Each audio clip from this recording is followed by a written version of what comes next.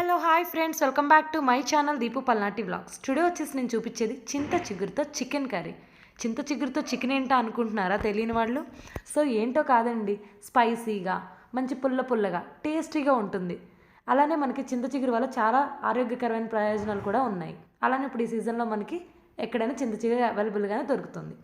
So దీన్ని ఎలా చేసుకోవాలో కావాల్సిన పదార్థాలు అన్నీ చూపించేస్తాను. సో అంతకంటే ముందు మన వీడియోలోకి వెళ్ళే ముందు ఎవరైనా కొత్తగా నా ఛానల్ చూస్తున్నట్లయితే కింద రెడ్ కలర్లో సబ్స్క్రైబ్ ఆప్షన్ ఉంటుందండి. మీరు నా ఛానల్ అయితే సబ్స్క్రైబ్ చేసుకోండి. చాలామంది నా వీడియోస్ చూస్తున్నారు కానీ సబ్స్క్రైబ్ చేసుకోవట్లేదు.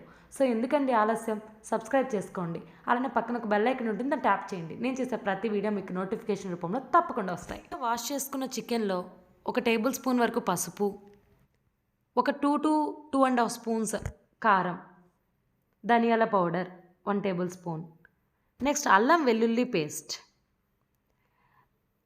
అల్లం వెల్లుల్లి పేస్ట్ కూడా వేసుకున్న తర్వాత మొత్తం అంతా కలుపుకోండి. ఒకసారి అంతా మిక్స్ అవ్వాలి, మనకి మిక్స్ చేసుకోండి.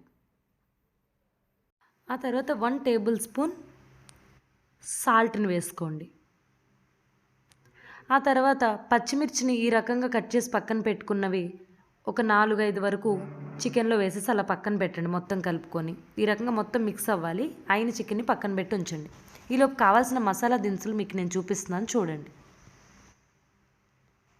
దాల్చిన చెక్క, మరాఠీ మొగ్గ, అనాస పువ్వు, యాలకులు, ఆవాలు, లవంగాలు, ఎండుమిరపకాయలు, బాదం, జీలకర్ర, షాజీరా, పచ్చెనగపప్పు, మెంతులు, బిర్యానీ ఆకు, ఎండుమిరపకాయలు ఇవన్నిటిని కలుపుకొని ఒక మూకిళ్ళలో లైట్గా వేయించండి.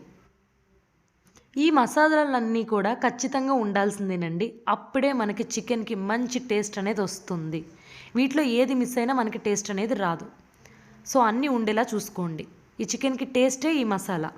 సో ఈ రకంగా లైట్గా వేయించిన తర్వాత పక్కకు తీసి మిక్సర్ జార్లో వీటిని వేసుకుని ఈ రకంగా మసాలాని పౌడర్గా చేసుకోండి. ఈలోపు ఆనియన్ని ముక్కలు కట్ చేసుకోండి.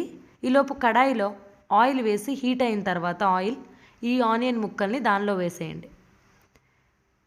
లైట్గా వేయించుకున్న తర్వాత కరివేపాకు కొంచెం, పచ్చిమిర్చి వీటన్నిటిని వేసి ఇలా వేయించుకోండి.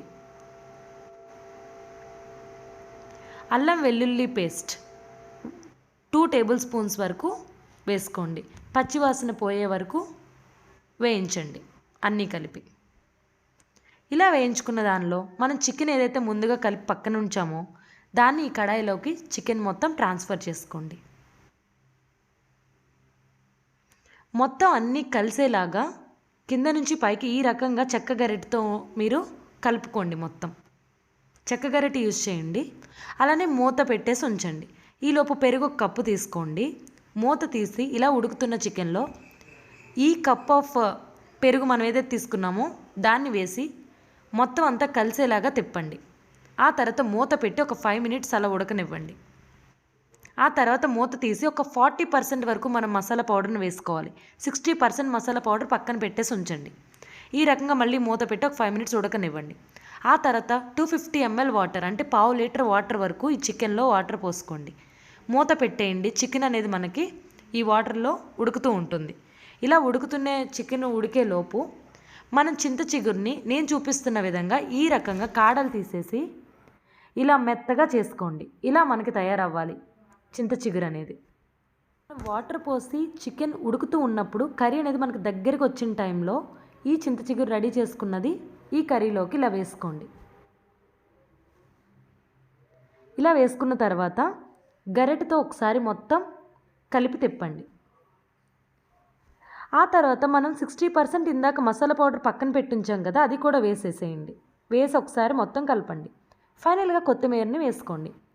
మీకు నచ్చిందని చెప్పి అనుకుంటున్నాను.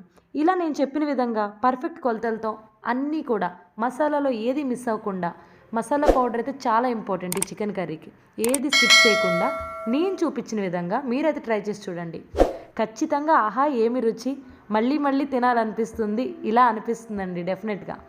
I hope you all like this video. Bye friends, see you in the next vlog. Take care. Please do subscribe my channel.